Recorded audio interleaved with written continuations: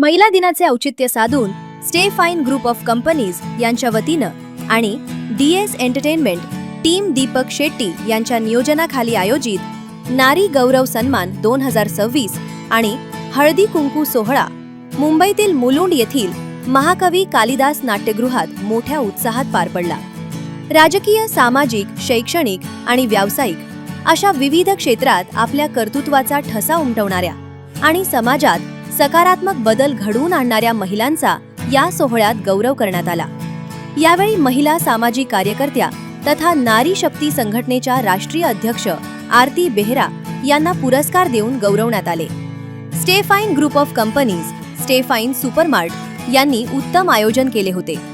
उत्तम नियोजन व अंमलबजावणी दीपक शेट्टी टीम व DS एंटरटेनमेंटने केले होते।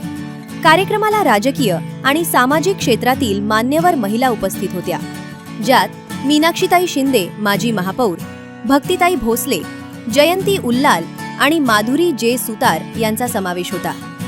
ज्या महिलांनी आपल्या नेतृत्वानं आणि कार्यकर्तृत्वानं समाजासमोर आदर्श ठेवलाय अशा निवडक महिलांना प्राईड ऑफ विमेन अवॉर्डनं सन्मानित करण्यात आले। यामध्ये प्रामुख्यानं ॲडव्होकेट प्राजक्ता नंदकुमार देशमुख आणि भारती शेवाळे, सारिका अष्टेकर, आरती बेहरा यांच्यासह इतर मान्यवर महिलांचा समावेश होता। या कार्यक्रमात नारी शक्ती संघटनेचं नॅशनल सेक्रेटरी ज्ञानेश्वर सोनावणे, माजी प्राचार्य अरुण घाग यांचीही विशेष उपस्थिती होती। प्रतिनिधी विठ्ठल ममताबादे, उरण।